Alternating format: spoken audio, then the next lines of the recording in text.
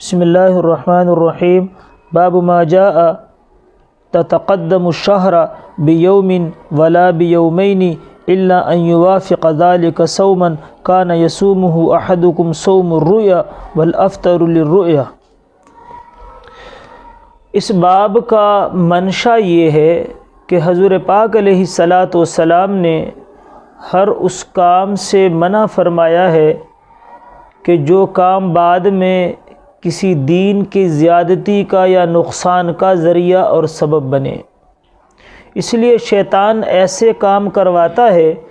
کہ وہ جن لوگوں کے پاس علم نہیں ہوتا، صرف عبادت ہوتی ہے، ان لوگوں کے اندر یہ چیزیں، یہ مرض زیادہ پایا جاتا ہے کہ شیطان ان کو اس بات میں ڈال دیتا ہے کہ دیکھو بھئی اس میں تو عبادت زیادہ ہے تو کر لو، کیا بات ہے۔ اب اگر کوئی عالم دین منع کرے تو کہ بھی عجیب بات ہے، دین کا تو کام کر رہے ہیں، اچھا کر رہے ہیں، لیکن اللہ کے نبی نے ان چیزوں سے منع فرمایا ہے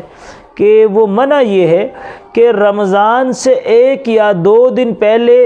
لوگ رمضان ابھی آیا نہیں،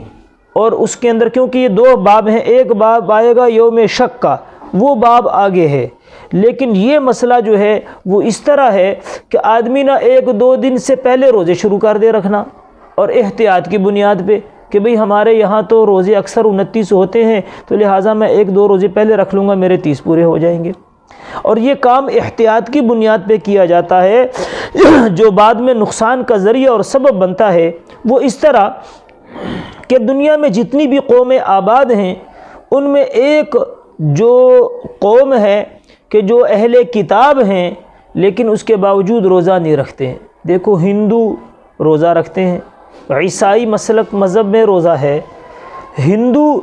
کے اندر بھی ہے، لیکن یہ جو یہودی ہیں یہودیوں کے اندر روزہ نہیں ہے، حالانکہ اہل کتاب ہیں۔ اب ان کے اندر روزہ کیوں نہیں ہے؟ اس کی علت یہ بیان کی گئی ہے کہ ان کے اوپر پہلے روزہ جو تھے وہ 3 روزے تھے۔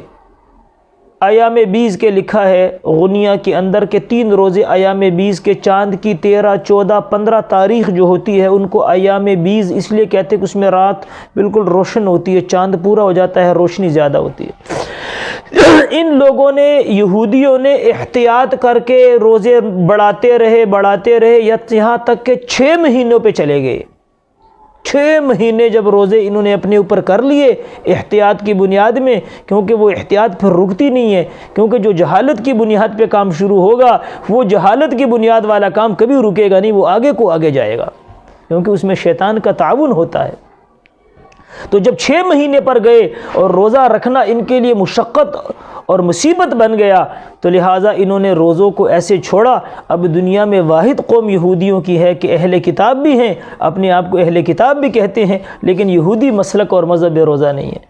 اسی لیے حضور پاک علیہ الصلاۃ والسلام نے ان حرکتوں سے منع فرمایا کہ بھی رمضان آ جائے تو روزہ رکھو۔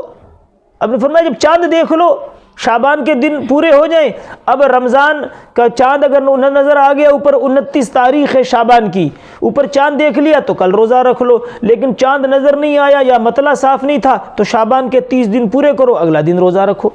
اسی طرح جو ہے نا وہ رمضان کا حال ہے کہ بھی چاند دیکھ کے روزہ رکھو اور چاند دیکھ کے افطار کرو، لہٰذا 1-2 دن پہلے روزہ رکھنا احتیاط کی بنیاد پہ، یہ پھر اس یہودی مسلک کی بنیاد رکھی جائے گی، اور اس احتیاط کی کوئی حد نہیں ہے، تو لہٰذا ایک وقت آئے گا کہ جب یہ مشقت کا ذریعہ بنے گا تو پھر اصل بھی جائے گی، فرع بھی جائے گی، احتیاط بھی جائے گی۔ اس لیے آپ علیہ الصلاۃ والسلام نے منع فرمایا۔ ہاں لیکن اس حدیث میں علماء نے اس حدیث کی بنیاد پہ ایک آدمی کو اجازت دی ہے، مثلاً ایک آدمی کی عادت ہے اور الحمدللہ ہونی بھی چاہیے کہ آپ علیہ الصلاۃ والسلام جمعرات اور پیر کا روزہ رکھتے تھے۔ اب اللہ کرے کہ ہمارے مسلمانوں کے اندر بھی جو ہے یہ عادت آ جائے کہ ہم بھی جمعرات اور پیر کے روزہ رکھیں، تو اب ایک آدمی جمعرات کا روزہ اور پیر کا روزہ رکھتا ہے، اس کا معمول ہے۔ اب اتفاق سے وہ دن آ گیا 29 شعبان کا اور کل بدھ کا، تو کل جمعرات ہے اور کل 30 رمضان ہے اور چاند نظر نہیں آیا، یعنی کل 30 شعبان ہے، یعنی رمضان کا چاند نظر نہیں آیا، اور کل کیا ہے 30 شعبان ہے اور دن جمعرات کا ہے۔ لیکن اس آدمی کی عادت یہ ہے کہ یہ ساری زندگی جو ہے نا جمعرات کے دن روزہ رکھتا تھا، یا وہ دن پیر کا آ گیا اور یہ پیر کا روزہ رکھتا تھا، تو حضور علیہ السلام نے فرمایا اس آدمی کو اجازت ہے۔ کیوں کہ یہ احتیاط کی بنیاد پہ نہیں رکھ رہا، بلکہ یہ روزہ اپنی عادت کی بنیاد پہ رکھ رہا ہے کہ اس کی عادت ہے کہ جمعرات کا روزہ رکھتا ہے، لہٰذا یہ احتیاط والا بندہ نہیں ہے۔ کیوں؟ اس کی عادت ہے جمعرات کا روزہ رکھتا ہے، اور اتفاق سے وہ دن آ گیا جمعرات کا، تو لہٰذا اس آدمی کے لیے اجازت ہے۔ اس کے علاوہ ہمارے ملک میں ایسے ہی ہوتا ہے، لوگ ایک دن پہلے سے روزہ رکھنا شروع کر دیتے ہیں، تو فرمایا کہ ایسا کام نہیں ہونا چاہیے، کیونکہ یہ جو کام احتیاط کی بنیاد پہ بغیر شرعیت کے سمجھ و بوجھ کے علماء کے مشورے کے بغیر ہوگا، اس کام کا انجام یہ ہوگا کہ جو احتیاط کی بنیاد پہ شروع ہوگا پھر اصل بھی جائے گی، احتیاط بھی جائے گی۔